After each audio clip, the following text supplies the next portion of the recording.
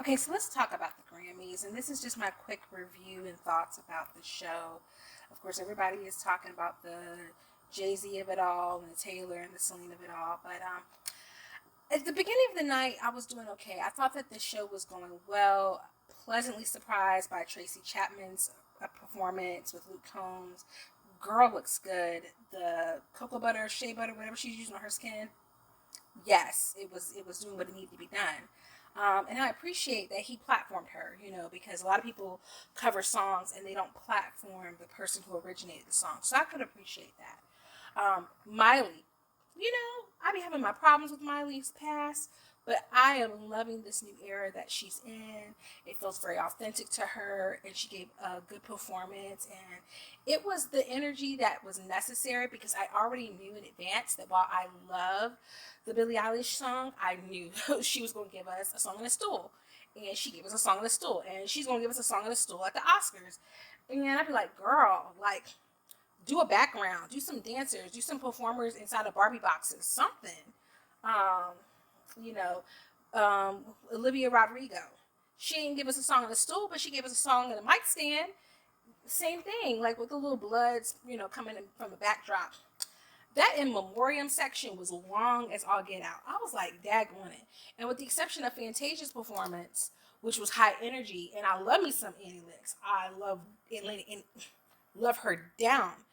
It didn't need to be that long. It didn't need to be 4.5 minutes for Tony Bennett, 4.5 minutes for Sinead O'Connor, and then 4.5 minutes, or not even 4.5 minutes, because I do not think that Fantasia was performing that long. It felt like it may be like a 2.5 minute performance. They could have did a compilation, okay? By the time I thought Trevor did okay. He was a little cringe, but that's the kind of host that he wants to be.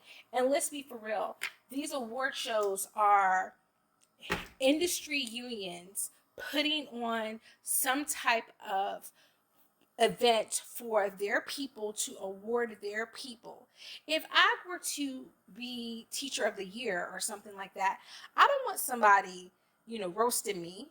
Like that, you can tell some jokes, some teacher jokes, some student jokes, but I don't want to feel like you coming for my neck.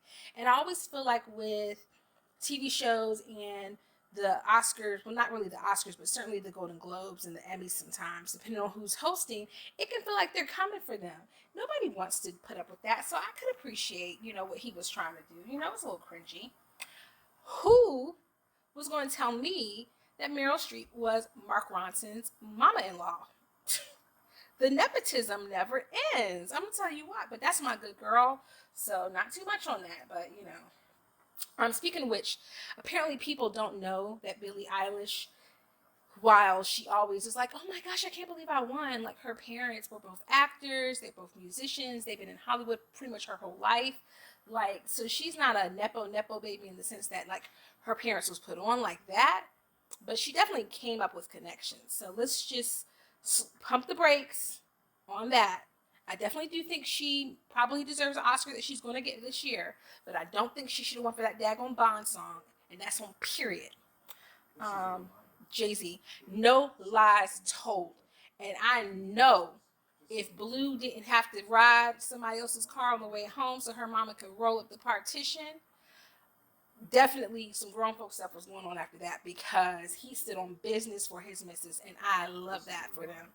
But he didn't tell no lies. Like, let's just be for real. Like, seriously, um, feel how you want to feel, but it's like the MVP, the person with the most points for the league for that season, and then you win the game, and then you don't get MVP. Like that's what Beyonce has done several times over. So miss me with that one. If we were talking about Taylor, people would be arguing that she should have won because there are times when she should have won, perhaps. Mm, to be determined. Um, I don't like how she didn't make eye contact with Celine Dion. I'm just gonna hold you. I'm not gonna even hold you like that. Like you didn't have to touch her. You weren't that daggone surprised that you won because they practically announced that you were going to break the record. They did the same thing last year with Beyonce and the 32. So you knew you were going to win. So don't miss me with the whole, I was just so shocked and surprised. No, you were being as dramatic, dragging your poor little friend who has to nurse her feelings about the fact that she didn't win a Grammy, and you drag her up on stage with you, and then you make a big scene about it, and then you can't even make eye contact and mouth a thank you so much in Celine Dion's way. Okay? So that's my review of the Grammys, and I guess my recap of what happened, just in case you missed it. But let's go over to the comments. We can talk about it some more.